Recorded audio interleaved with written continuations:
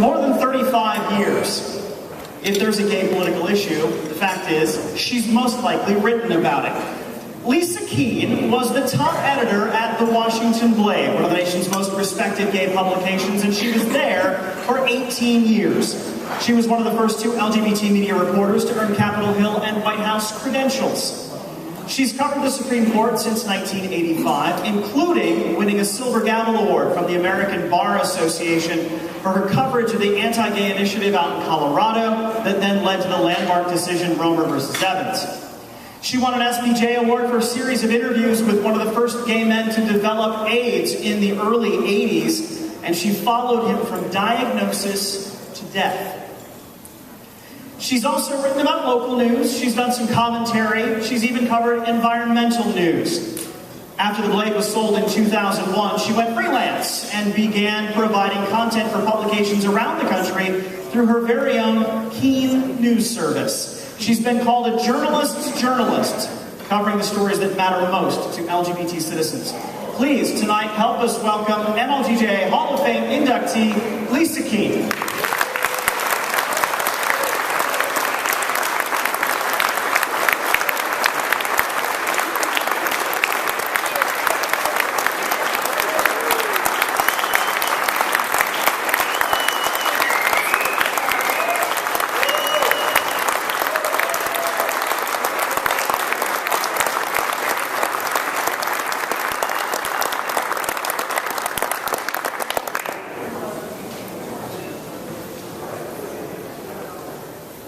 I feel like I'm being inducted.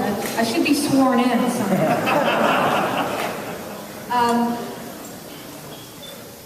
Back in the 80s and 90s, when I was at the Washington Blade in Washington, D.C., it felt like that newspaper was really critical to the community. It was a matter of life and death. At the time, HIV was ravaging our community. And it was the newspaper, the gay newspaper in Washington and in every other city around the country.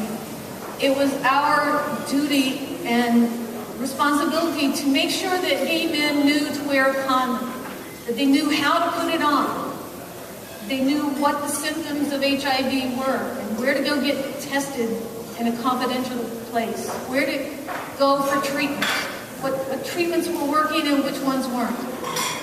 The mission of the gay newspaper back then was so vital. Things are changing. It doesn't feel like that gay newspapers around the country are as vital to our community now as they were back then. Back then, the only time the mainstream media covered our community was to just say how many gay men were infected with HIV and to report on just incidental data like that. Nowadays, as you know, our mainstream daily newspapers cover gay stories even more than our gay community newspapers do. They cover everything. The Associated Press reports have become almost a staple of many of our gay community newspapers and websites. That concerns me because now LGBT readers don't need to go to our own community newspapers and websites for their news and information. They can just get it out of their daily newspaper. Everybody's covering the same, everybody's carrying the same stories. I lament that loss. I don't know what it means.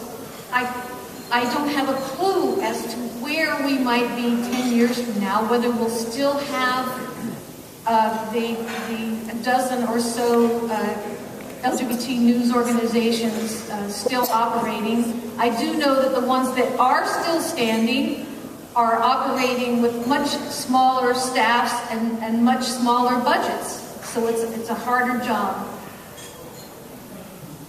Wherever we are in 10 years, I want to say thank you for this recognition, because I'm very proud to have been part of the gay media in these past couple of decades or more.